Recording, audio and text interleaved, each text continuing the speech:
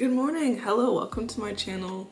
You probably don't know that it's morning, but it is. And I am coming to you with a slightly off script topic that I really want to talk about, mainly just because I'm frustrated. I talked a little bit in my last video about my struggle with finding a new job and the job search currently and just the job market all around. I made an entire channel dedicated to that, about my my journey trying to find a new job, trying to attempt to find a new career. I'm currently working part-time and still, looking for full-time employment. And I've just been going through a lot of garbage and it's been very frustrating for me. Just every kind of thing that I've been experiencing has been very frustrating in terms of feeling like I'm the annoying person, like calling companies and calling people and getting interviews and then getting dead ends. It's been very frustrating, and I just want to talk a little bit about the things that I've been thinking about. I just have a rant basically that I want to talk about, and I really hope that you'll join me. Maybe you'll find some solace in that. Maybe you are going through a similar situation. Maybe we can all just sit together and complain at the wall and scream at the wall and scream at the void, because if we want change, no one else is going to make it for us. We'll just have to, find new ways. And if that involves violence, then that's just what it's going to have to involve, honestly, at the end of the day. If things aren't changing, we need to change our methods, and I think we haven't used violence yet, so maybe let's try that out for a chance. Also, I'm not joking about that. But anyway, I want to talk a little bit about this topic, just really the normalization of corporate greed. I don't have any facts or figures today. It's literally just my personal experience. So I'm going to talk a little bit more about my personal experience. Please do let me know if you want another video, kind of more researched video, where I'm actually going to sit down and put less emotion into that, I guess. But today is mostly about personal experience, just because it's been a week. Actually, it's been a month. It's been a very long month of getting whiplash and getting the world around and getting ghosted and getting all this other crap and garbage, companies wasting, my time and going in for hour-long interviews, 2-on-1, interviews. And yeah, it's been a very frustrating week. So I just wanted to kind of talk about my personal experience, and I hope that's enjoyable.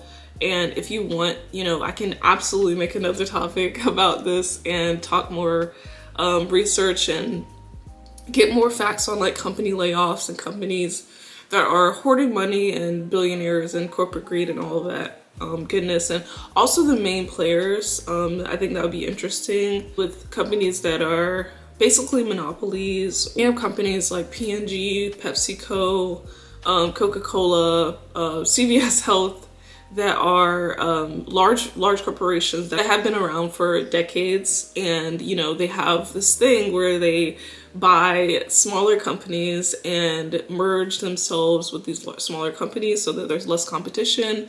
They can surge prices, and customers have less places to go, and less, of course, options. It's very interesting to me how companies can get away with crimes, and it's under protection. Their crimes are under protection because they're a large corporation. They have billions of dollars to fund their crimes, but of course ordinary citizens can't do that. We can't go into a bank and rob, the bank, because we're an ordinary individual. We don't have money to back our crimes. These large companies do. They can do essentially the same thing. They're robbing people. They are, scheming. What United Healthcare does is a crime. If, an ordinary person were to do the things that big companies do, we would be in jail. We would be under the jail. We would get the electric chair, but because they are backed by billions of dollars, because politicians benefit from their greed and their crimes,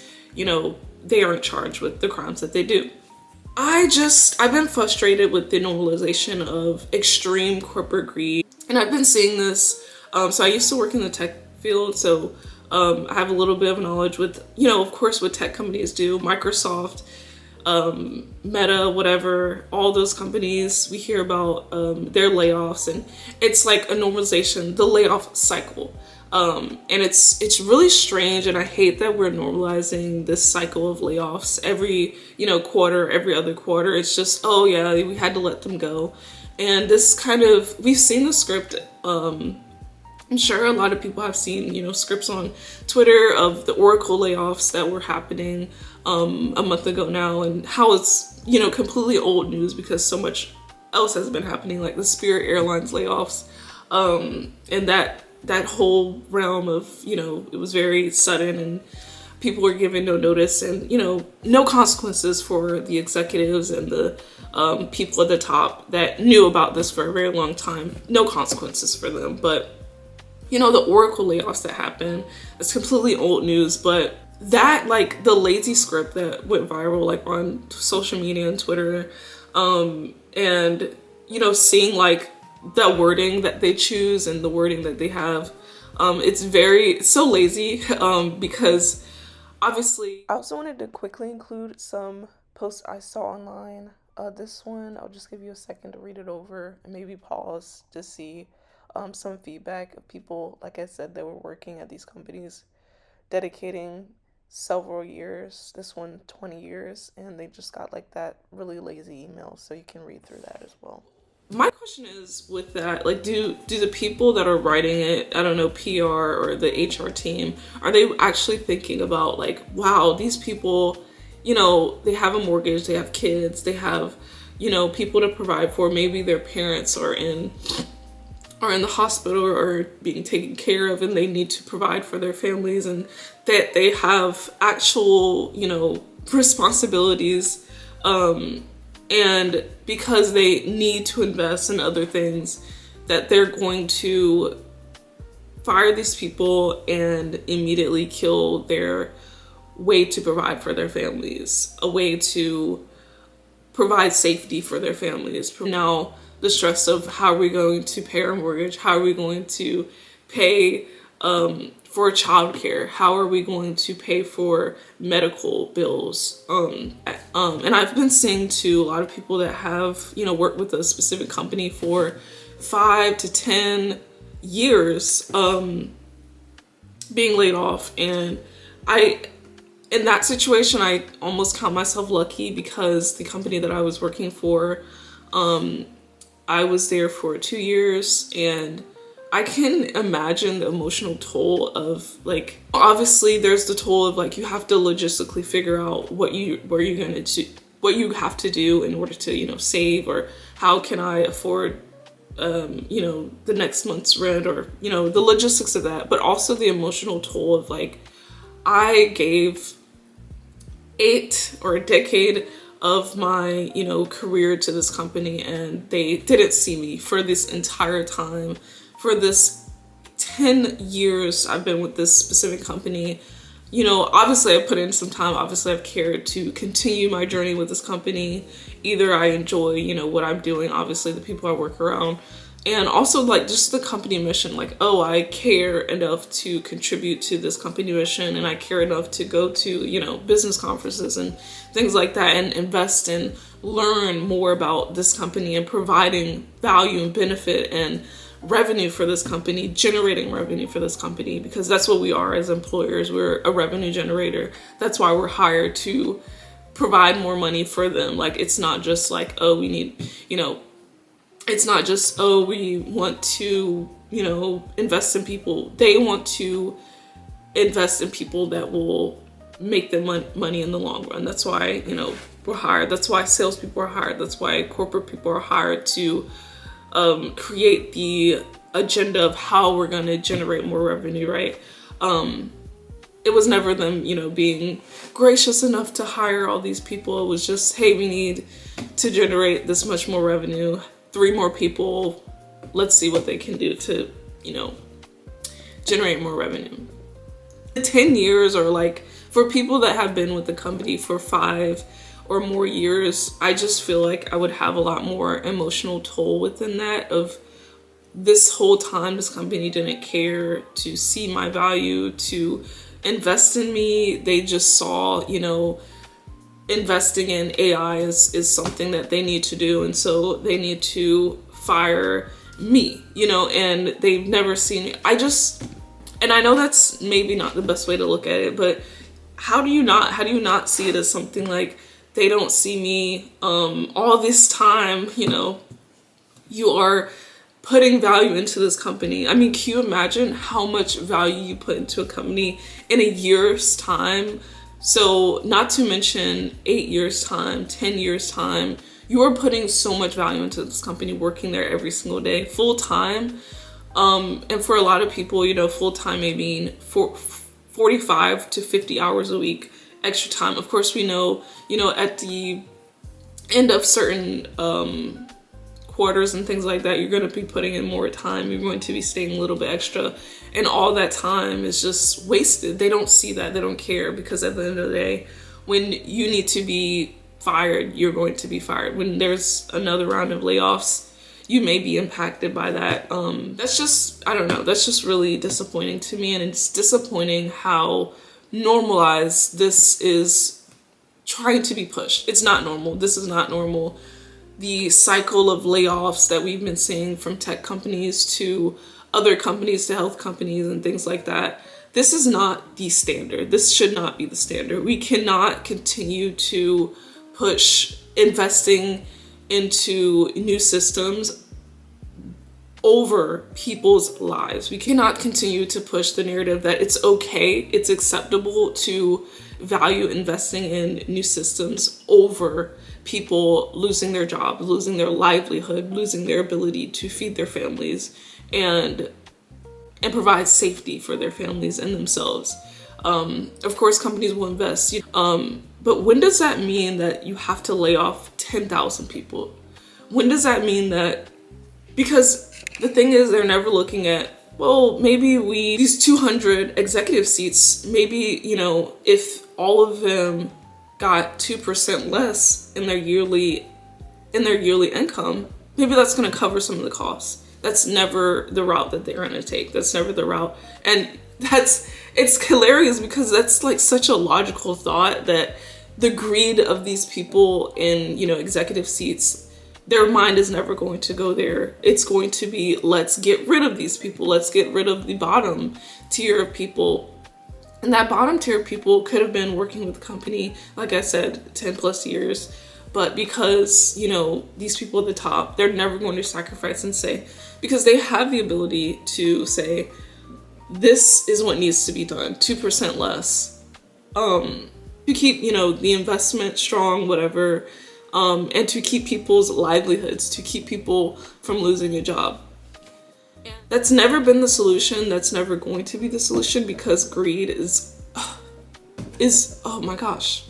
Greed is everything, right? It's everything. It's the most evident thing. And it's just, and so we also see this with companies. They don't want to hire full-time people. I know the reason why I'm working full-time is because this company wants to avoid hiring people with benefits. They don't want to give out benefits.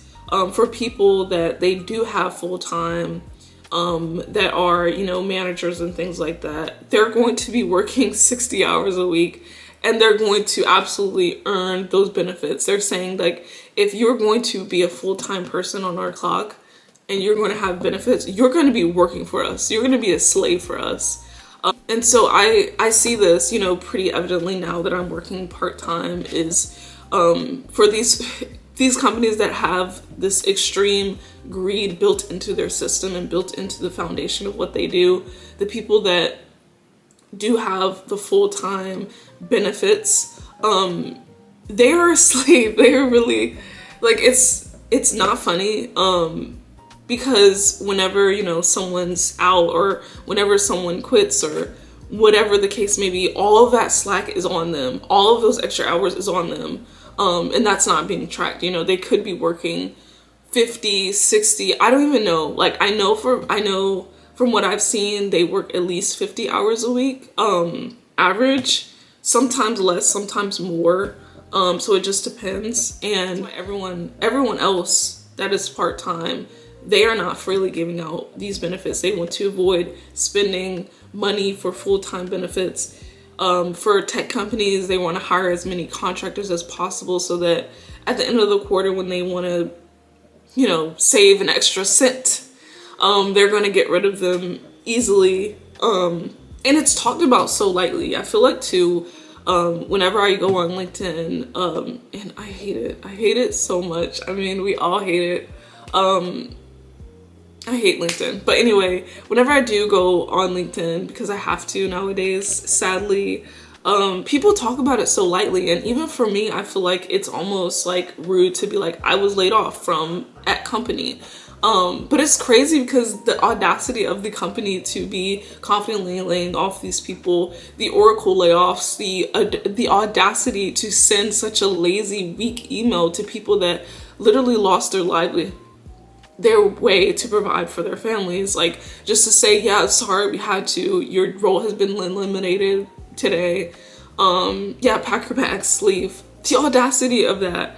And it's crazy how lightly we have to put it. Like that evil and greed is kind of like, their wrongdoing is like put on us as a victim, because we have to talk so lightly about it. And we have to say, yeah, I've been laid off, or like, yeah, because every time, actually, I'll be honest, whenever I'm applying to a new job now and they ask the reason for leaving, I have to put reorganization. You know, you have to pad it up and you have to put it so eloquently, and you have to, you know, whisper around and say, yeah, unfortunately, you know, I was laid off and there was a company reorganization. You kind of have to whisper it. And I feel that too. I feel like when I'm interviewing, I have to say, you know, very lightly, and I have to put it very lightly, as if I'm not upset. Of course, you have to kind of code your feelings. You can't say everything you want to. Like, yeah, they were, you know, unethical, evil, corporate idiots, and like, you know, of course, you're not going to say everything that you're feeling.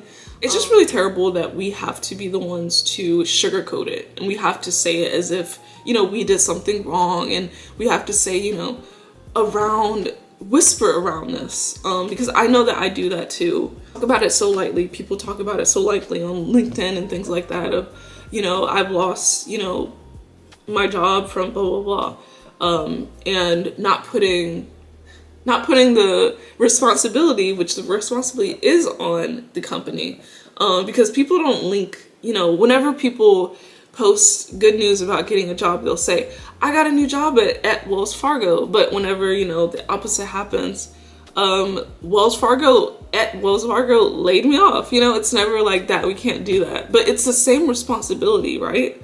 But it's kind of like hushed. It's very hushed, and it's almost like us as victims, we have to be light around that, when it's like, why? That doesn't make sense.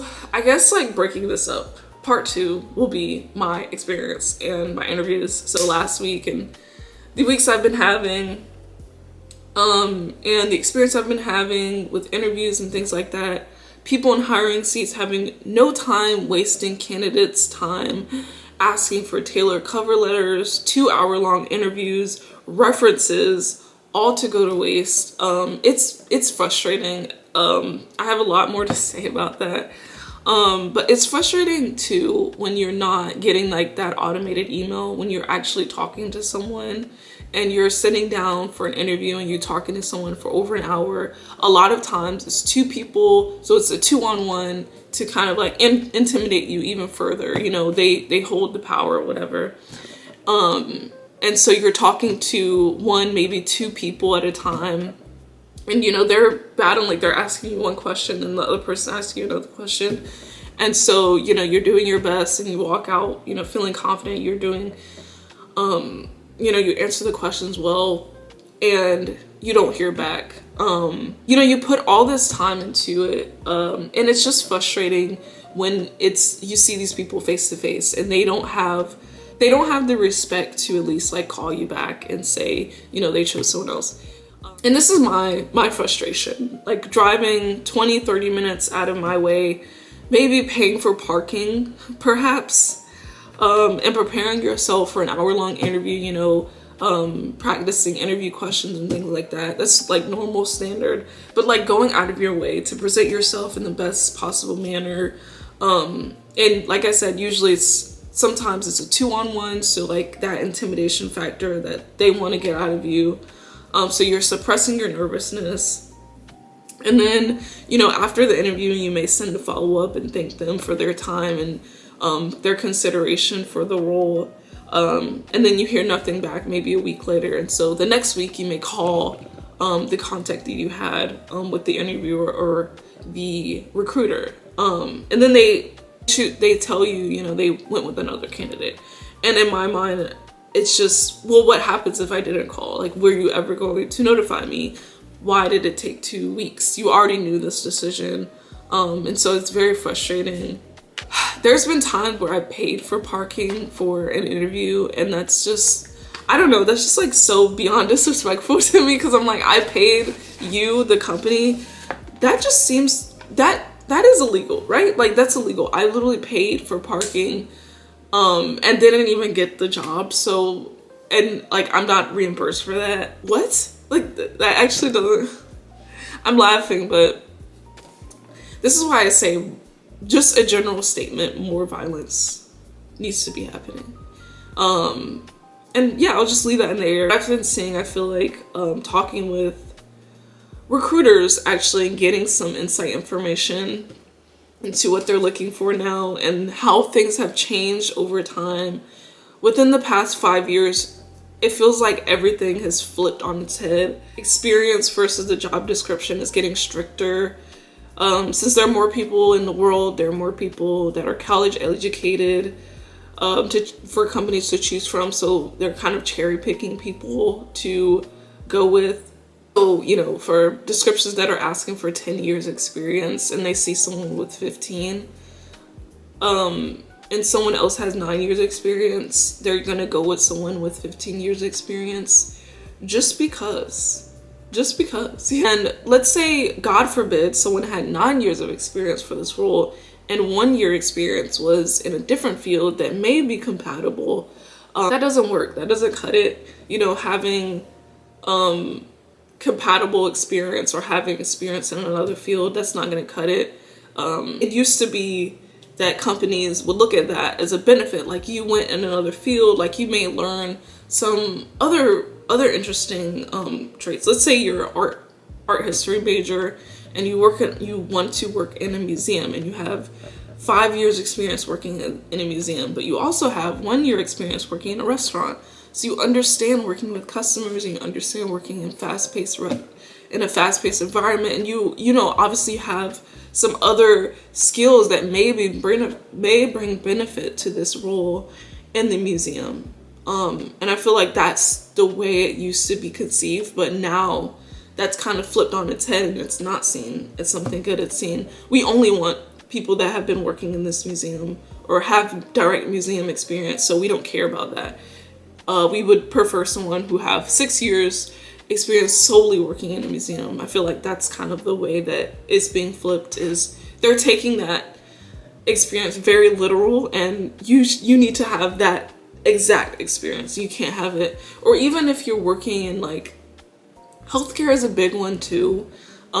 If you haven't worked in healthcare before, or even let's say you're a student that had some experience on like projects and things like that. If you haven't worked in an actual healthcare company for a healthcare role, I don't know if you're gonna get that. I really don't, from what I've seen.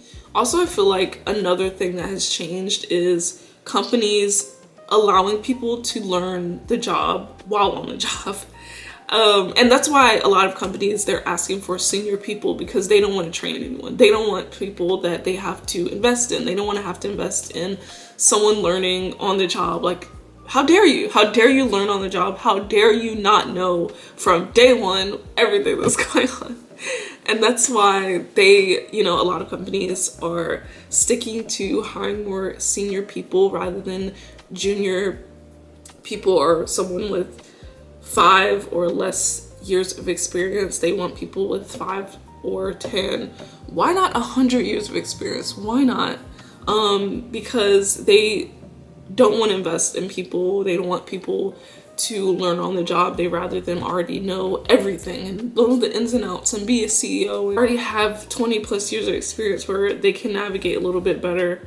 And it feels like, why can't people just learn on the job? Like, is that not allowed anymore to, you know, come into a role and just learn different parts of the role? Are wanting ready-made senior level people that will overwork themselves and work themselves into 10-hour days and endless responsibilities, right? They can't have kids or family obligations. It's too inconvenient for the company. They don't want anyone that will inconvenience, you know, that strict productivity level and efficiency, and we need to push this many things and we need to get this much revenue. So they don't want someone who's going to be inconvenient. And, you know, hiring someone older too is great, right? Like they have maybe less responsibilities for kids, you know. In closing, just really quickly, I've been talking for a long time, and I really hope that you enjoyed it, found solace. The more and more I hear of layoffs, the Oracle layoffs, the Microsoft cyclical, every single week it feels like layoffs, the Spirit Airline now layoffs, the more I wonder when we'll actually fight back. We are already at the breaking point. I think it's pretty fair to say that we are in a recession. We're already at the breaking point. Companies are investing money into harming the lives of their employees, to harming the lives of people that are showing up for them every single day, putting in the time and hours and commitment to add value to their companies. And they're completely going against that and firing people. And these cushy executives, they don't feel anything. They will never feel affected. They will risk 10,000 layoffs to ensure they will still get a weekly bonus. So my question is, what now?